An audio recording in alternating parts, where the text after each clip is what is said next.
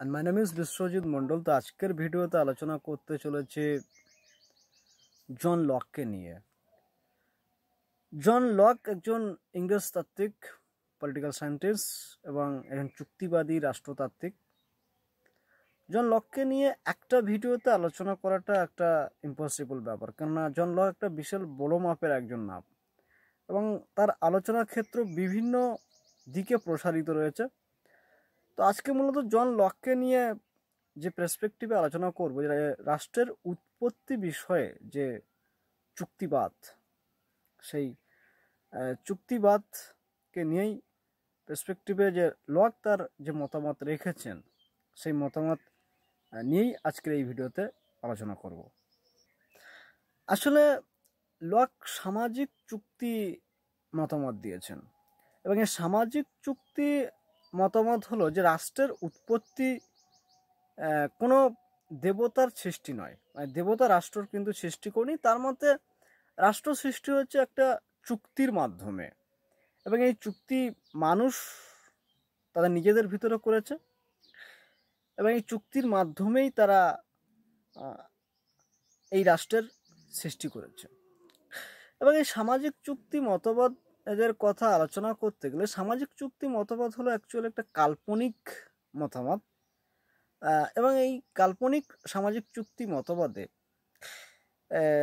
বেশ কিছু গুরুত্বপূর্ণ মতবাদ রেখেছেন লক, হবস বা রুশো, এদের মতো তাত্ত্বিকরা। তবে আজকের আলোচনাতে লক কি মতামত রাখছেন রাষ্ট্রের উৎপত্তি বিষয়ে, সেটা নিয়ে আলোচনা করব। তো লকের চিন্তার একটা পটভূমি রয়েছে, বিশেষ একটা দিক রয়েছে। মানুষ যখন কোনো চিন্তাধারা করে তার একটা বিশেষ পটভূমিকা থাকে। ঠিক লকের ক্ষেত্রেও রয়েছে। লক ঠিক যে সময় তার এই মতামত বা তার এই মতবাদ রাখছেন 1688 খ্রিস্টাব্দে যখন গৌরবময় বিপ্লব বা গ্লোরিয়াস রেভলিউশন ইংল্যান্ডে যখন হচ্ছে, এই সময় ইংল্যান্ডের পার্লামেন্টের কিন্তু জয় হচ্ছে, পার্লামেন্ট বা গণশক্তির জয় হচ্ছে। মানে রাজার এবং গণশক্তি, যে রাজার বিরুদ্ধে বা স্বৈরাচারী শাসনের বিরুদ্ধে গণশক্তি বা পার্লামেন্টের কিন্তু জয় হচ্ছে। এবং এই যে গণশক্তির জয়, এখানে কিন্তু লক কিন্তু তাত্ত্বিক একজন সমর্থক ছিলেন এবং লক এই চিন্তাধারার একজন তাত্ত্বিক প্রবক্তাও ছিলেন এবং তিনি কিন্তু রাজার যে অবাধ ক্ষমতার বিশ্বাসী ছিলেন না এবং নিয়ন্ত্রিত রাজতন্ত্রের ধারণা বা নিয়ন্ত্রিত যে সরকারের ধারণা, এটা প্রথম লকের আলোচনাতে লক কিন্তু এই ধারণার প্রবক্তা। এবং লক তার টু ট্রিটিস অফ গভর্নমেন্ট, যে গ্রন্থটি তিনি 1690 সালে প্রকাশিত হয়েছিল এবং যে গ্রন্থেই তিনি এই নিয়ন্ত্রিত রাষ্ট্রের ধারণা কিন্তু নিয়ন্ত্রিত যে রাষ্ট্র ধারণা বা নিয়ন্ত্রিত সরকারের ধারণা কিন্তু তিনি প্রচার করছেন। এবং জনগণ যে স্বৈরাচারী শাসনের বিরুদ্ধে বিদ্রোহী হয়ে উঠতে পারে বা স্বৈরাচারী শাসনের বিরুদ্ধে তার অধিকার আদায়ের জন্য তারা আন্দোলনে নামতে পারে, তার ধারণা কিন্তু তার এই টু ট্রিটিস অফ গভর্নমেন্ট শীর্ষক গ্রন্থে কিন্তু আমরা আলোচনাটা দেখতে পাচ্ছি। তার যে সামাজিক চুক্তি যে মতবাদ, সেই সামাজিক চুক্তি বা তার যে সামাজিক চুক্তি মতবাদ ব্যাখ্যার ক্ষেত্রে তিনি বলছেন যে রাষ্ট্র কিন্তু প্রি পলিটিক্যাল ছিল। মানে যে সময় রাষ্ট্র সৃষ্টি হয়নি সেই সময় প্রাকৃতিক অবস্থাটা ছিল প্রি পলিটিক্যাল, অর্থাৎ এটাকে সামাজিক অবস্থা বর্তমান ছিল। মানুষ শান্তিপূর্ণ ছিল, তার সবাই মানে সবার প্রতি সহানুভূতিপূর্ণ ছিল এবং একে অপরের প্রতি বিশ্বস্ত ছিল এবং প্রাকৃতিক অবস্থায় মানুষ কোনো কলহ, দ্বন্দ্ব বা কোনো সমস্যা বা কোনো প্রাকৃতিকভাবে কোনো মানুষের ওপর কোনো হানাহানি বা কোনো বিশৃঙ্খল পরিবেশ কিন্তু প্রাকৃতিক অবস্থায় ছিল না। যেখানে হবস কিন্তু প্রাকৃতিক অবস্থার কথা বলতে গিয়ে বলছেন যে প্রাকৃতিক অবস্থা ছিল একটা কলহপূর্ণ, কদর্য এবং সেখানে একে অপরের প্রতি আক্রমণ, হিংস্রতা, এই সমস্ত বৈশিষ্ট্যগুলো হবসের আলোচনাতে আমরা দেখেছি। কারণ এই সামাজিক চুক্তি মতবাদের ক্ষেত্রে কিন্তু লকের আগে হবস কিন্তু তার ধারণা দিচ্ছেন এবং হবস কিন্তু প্রাকৃতিক অবস্থার একদম প্রি সামাজিক বা প্রি সোশ্যাল যে প্রাকৃতিক অবস্থার কিন্তু কথা কিন্তু বলেছেন। কিন্তু লক সম্পূর্ণ একবারে ভিন্ন পরিচয় দিচ্ছেন যে প্রাকৃতিক অবস্থা কিন্তু শান্তিপূর্ণ ছিল। লক প্রাকৃতিক অবস্থার ক্ষেত্রে কিন্তু দুটো কথা বলেছেন। একটা হচ্ছে তিনি প্রাকৃতিক অবস্থার ক্ষেত্রে ন্যাচারাল লর কথা বলেছেন বা প্রাকৃতিক যে আইনের কথা বলেছেন। মানুষ যে প্রকৃতিগতভাবে মানে শান্তিপ্রিয়, কলহ বা দ্বন্দ্ব তারা করে না, এটা তার ন্যায় বিবেকের মাধ্যমে পরিচালিত হয়ে থাকে। এটাই হচ্ছে প্রাকৃতিক যে আইন বা ন্যাচারাল লর কথা বলেছেন। এবং তিনি ন্যাচারাল রাইটসের কথাও কিন্তু বলেছেন। ন্যাচারাল রাইটস বা স্বাভাবিক অধিকারের কথা লক বলছেন, যেখানে প্রাকৃতিক আইনের মাধ্যমে সবাই কিন্তু সমান এবং সমান অধিকার সম্পন্ন। এটাই লক বলার চেষ্টা করছেন যে প্রাকৃতিক অবস্থায় একটা প্রাকৃতিক অধিকার বা ন্যাশনাল রাইটস সেটা প্রতিষ্ঠিত হচ্ছে ন্যাচারাল লর দ্বারা। এই ন্যাচারাল লটা কীরকম? এই লটা সবার জন্য সমান, সবাই কোনো কলহ বা দ্বন্দ্বপ্রিয় নয়, মানুষ শান্তিপ্রিয়। কিন্তু লক একটা, আমি আগেই বলেছি যে লক মানে রাষ্ট্রচিন্তার ক্ষেত্রে একটা গুরুত্বপূর্ণ নাম, এবং তিনি রাষ্ট্রচিন্তার বিভিন্ন দিক থেকে কিন্তু তিনি করেছেন, এবং তার রাষ্ট্রচিন্তার ক্ষেত্রে কিন্তু বিশেষ অবদান রয়েছে, এবং তিনি সম্পত্তির তত্ত্বর তার বিস্তৃত আলোচনা রয়েছে। যখন লক যে এই প্রাকৃতিক আইন এবং প্রাকৃতিক অধিকারের মাধ্যমে মানুষ যখন সঠিকভাবে তার জীবনযাপন চালাচ্ছিলেন বা মানুষ সঠিকভাবে তার আর জীবনকে অতিবাহিত করছিলেন, ঠিক সেই সময় সমস্যাটা বাদে লক কিন্তু তার প্রপার্টি বা সম্পত্তির ধারণা দিয়েছেন। এই প্রাকৃতিক অবস্থায় পরিবেশের যে কমন প্রপার্টির কথা বলেছেন এবং ইন্ডিভিজুয়াল প্রপার্টির কথা বলেছেন। আসলে প্রাকৃতিক অবস্থায় কিন্তু সব জিনিসই কিন্তু অ্যাকচুয়ালি সবার জন্যই ছিল, এবং সবাই শ্রম প্রয়োগ করে, শ্রম মানুষের নিজের ব্যক্তিগত, সেটা কিন্তু ঈশ্বর প্রদত্ত জিনিস নয়, তার ব্যক্তিগত জিনিস। সেই ব্যক্তিগত সম্পত্তিকে সেই কমন প্রপার্টির উপরে যখন সেটা সাধারণের সম্পত্তি, যেমন আমরা দেখি যে বিভিন্ন খাল বা বিভিন্ন নদী থেকে আমরা যেমন মাছ ধরি, যে সবার একটা ধরার অধিকার থাকে মাছ ধরার, এটা তো কমন প্রপার্টি, কারণ ব্যক্তিগত পুকুর তো নয়, কেউ তো ইচ্ছা করলেই মাছ মানে ধরতে পারে না। কিন্তু কমন যে প্রপার্টি, যেটা ঈশ্বর সবাইকে দিয়েছেন, এই প্রাকৃতিক পরিবেশে সবাইকে ঈশ্বর দিয়েছেন, সেই কমন প্রপার্টি যখন একের পর এক মানুষ তার শ্রম প্রয়োগ করে নিজের দখলে আনতে থাকে, সমস্যাটা সেখান থেকেই সৃষ্টি হয়, এবং সেখান থেকেই রাষ্ট্র সৃষ্টির প্রবণতা সৃষ্টি হয় মানুষের মধ্যে, এবং রাষ্ট্র সৃষ্টির প্রয়োজনীয়তা লক্ষ্য করা যায় মানুষের ভিতরে।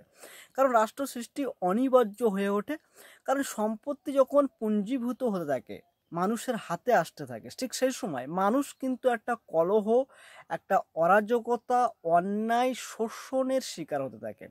একে অপরের সম্পত্তি হরণ করা, তার সম্পত্তি লুট করা, আর এই সম্পত্তির লুট হরণ, আর এখান থেকেই সৃষ্টি হচ্ছে মানে একটা কলহ, বিবাদ মানুষের মধ্যে।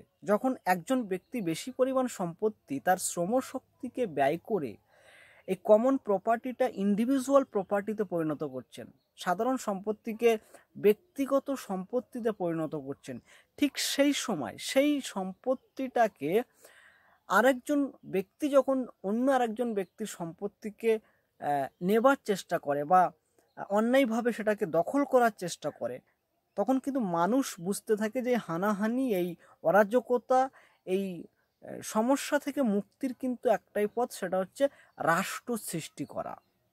চুক্তি যখন চুক্তি হচ্ছে, এই চুক্তি কিন্তু লক কিন্তু দুটি চুক্তির কথা বলছেন। হবস যেখানে একটা চুক্তির কথা বলছিলেন, সেখানে লক বলছেন যে চুক্তি দুটো হয়েছে। একটা জনগণ তাদের নিজেদের ভিতরে একটা চুক্তি করেছে, সবার সাথে সবাই একটা চুক্তি করেছে, এবং সেই চুক্তিটা যখন আরেকটা দ্বিতীয় চুক্তি হচ্ছে, যখন সবাই শাসকের সাথে একটা চুক্তি করেছে। আসলে লক দু ধরনের চুক্তির কথা বলছেন, একটা হচ্ছে গভর্নমেন্টাল কন্ট্রাক্ট, আর অন্যটি হচ্ছে সোশ্যাল কন্ট্রাক্ট। আদিম যে মানুষ তারা নিজেদের ভিতরে একটা চুক্তি করছেন, এবং সকলের মধ্যে চুক্তি করছেন, বা তারা নিজেদের ভিতরে একটা চুক্তি করছেন, যেটা সোশ্যাল কন্ট্রাক্ট, আর যেটা মানে যে চুক্তির মাধ্যমে সৃষ্টি হচ্ছে কিন্তু রাষ্ট্রের। আর এই আদিম মানুষ যে রাষ্ট্রের সৃষ্টি হয়েছে, সেই রাষ্ট্রকে শাসন করার জন্য তারা শাসকের সাথে একটা চুক্তি করছেন, যেটাকে বলছে গভর্নমেন্টাল কন্ট্রাক্ট।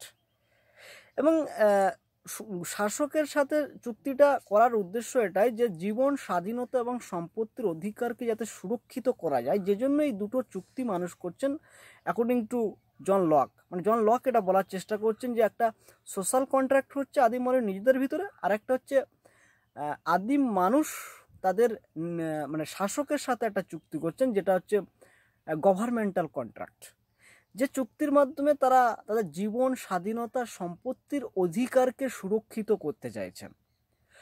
এবং জন লক এটাও বলছেন যে এই সম্পত্তির অধিকার, জীবন, স্বাধীনতা, সম্পত্তির অধিকার যদি মানে রক্ষা করতে শাসক যদি অক্ষম হয়, শাসক যদি অপারগ হয়, তাহলে কিন্তু সেই শাসকের বিরুদ্ধে বিদ্রোহ করার সম্পূর্ণ স্বাধীনতা কিন্তু রয়েছে জনগণ, এবং তাকে নিয়ন্ত্রিত করার এই নিয়ন্ত্রিত যে সরকার বা গভর্নমেন্টের ধারণা বা দিয়েছেন কিন্তু এই জন লক। এবং জন লক বলছেন যে সরকারকে কিন্তু নিয়ন্ত্রণ করতে পারে এই জনগণ, এবং জনগণ কিন্তু শাসককে নিয়ন্ত্রণ করতে পারে এবং তাদের ক্ষমতাচ্যুত করতে পারে যদি তাদের জীবন, স্বাধীনতা, সম্পত্তির অধিকার কোনো রকমভাবে ক্ষুণ্ণ হয়। আধুনিক যে রাষ্ট্র, সেই রাষ্ট্রে কিন্তু যে একটা রাষ্ট্রের যে বিশেষ বৈশিষ্ট্য রয়েছে, যে সার্বভৌমিকতা বা সভারেনিটি, সেক্ষেত্রেও কিন্তু লক এই ক্ষেত্রে বলার চেষ্টা করছেন যে সার্বভৌম যিনি ক্ষমতা সম্পন্ন সেই রাজা, এই সার্বভৌম ক্ষমতা কিন্তু অবাধ নয়।